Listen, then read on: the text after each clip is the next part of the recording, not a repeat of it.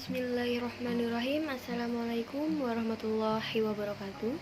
Kami dari kelompok 9 mata kuliah Filsafat Hukum Islam yang beranggotakan Armita, Nelly Maulida, dan Siti Juleha.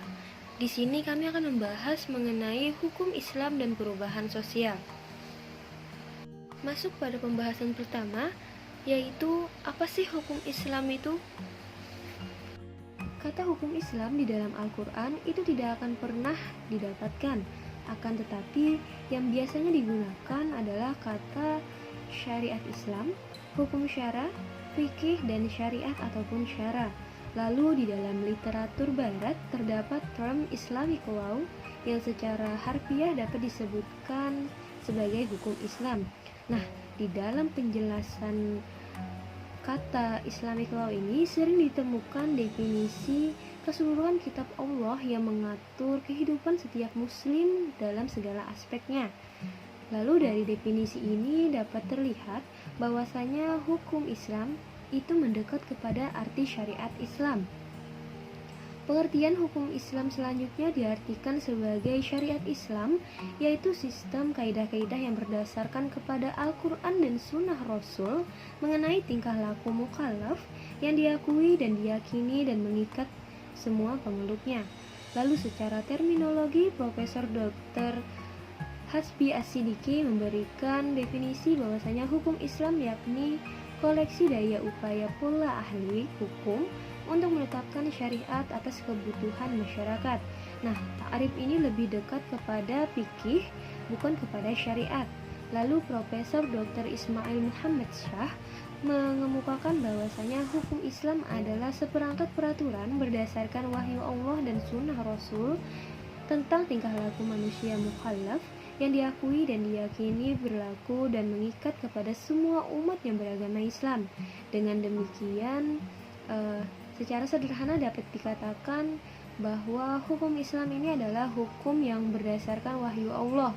Dengan demikianlah, menurut ta'rif ini mencakup hukum syara dan juga mencakup hukum fikih karena arti syara dan fikih itu terkandung di dalamnya. Baik, selanjutnya perubahan sosial.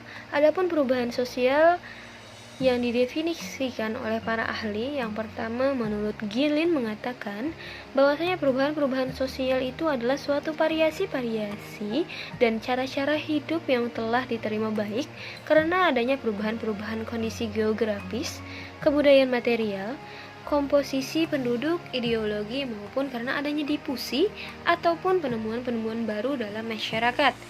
Lalu secara singkat, Samuel Cohen menyatakan bahwasanya perubahan sosial ini menunjuk pada modifikasi-modifikasi yang terjadi dalam pola-pola kehidupan manusia. Nah, modifikasi-modifikasi ini terjadi karena sebab-sebab secara intern maupun sebab-sebab secara ekstern. Lalu Selo Soe-Marjan itu merumuskan bahwasanya perubahan sosial adalah segala perubahan-perubahan pada lembaga-lembaga kemasyarakat di dalam suatu masyarakat yang memengaruhi sistem sosial, termasuk alamnya, nilai-nilai, sikap, dan pola perilaku di antara kelompok-kelompok dalam masyarakat tersebut. Nah, dari 3 definisi tersebut, kita dapat menyimpulkan bahwasanya perubahan sosial ini adalah perubahan cara hidup suatu masyarakat tentang sistem sosial, termasuk nilai-nilai serta sikap yang disebabkan perubahan kondisi geografis, kebudayaan, ideologi, ataupun penemuan-penemuan baru dalam masyarakat. Yang B, mengenai dinamika hukum Islam dan perubahan sosial. Istilah hukum Islam ini dapat ditemukan dalam literatur barat, yaitu dengan term Islamic law yang secara harfiah itu disebut sebagai hukum Islam. Dalam penjelasan tentang kata Islamic law cenderung didefinisikan sebagai keseluruhan wahyu Allah yang mengatur tentang kehidupan muslim dengan segala aspek kehidupannya. Nah, dari definisi ini terlihat bahwa kata hukum Islam ini lebih dekat pengertiannya kepada kata syariat Islam. Namun, kata hukum Islam ini telah diserap kepada bahasa Indonesia dan maknanya berubah menjadi syariat. Secara terminologi, pengertian syariat ini adalah segala yang diturunkan Allah kepada Rasulullah SAW, baik yang terdapat dalam Al-Quran maupun Al-Sunnah, yang diyakini kebenarannya. Namun, para ulama juga memberikan definisi yang sempit tentang syariat, yaitu segala titah yang berhubungan dengan tingkah laku manusia di luar yang mengenai akhlak. Karena itu, kata syariat merupakan nama lain bagi hukum yang bersifat amaliyah. Adapun kata fikih sangat erat kaitannya dengan kata syariat. Kata fikih ini merupakan jabaran sederhana dan praktis dari syariat. Nah, secara etimologi, kata fikih sendiri ini diambil dari kata fakiha. Fakiha yafqahu fakihan, yang memiliki makna mengerti atau paham. Lebih jatuhnya adalah paham yang mendalam. Nah, dari pemaparan singkat di atas itu dapat dipahami bahwa istilah syariat dan fikih itu digunakan untuk mendeskripsikan hukum Islam.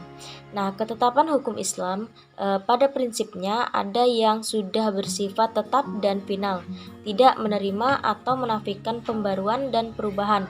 Ketentuan hukum Islam yang tetap telah diterapkan dan ditetapkan oleh Al-Quran dan Sunnah secara pasti dan jelas terperinci.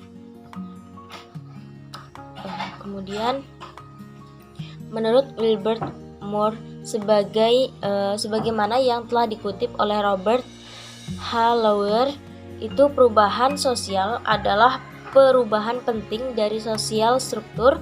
Sosial struktur yang dimaksud di sini adalah pola-pola dari perilaku dan interaksi. Moore memasukkan dalam definisi perubahan sosial berbagai ekspresi mengenai struktur seperti norma, nilai, dan fenomena kultural. Definisi ini menunjukkan bahwa perubahan sosial itu adalah fenomena yang kompleks, menembus berbagai tingkat kehidupan sosial dan mengindikasikan bahwa seluruh aspek sosial ini masyarakat ini mengalami perubahan yang berkelanjutan. Kalaupun ada perbedaan, hanya berbeda pada tingkat perubahannya saja.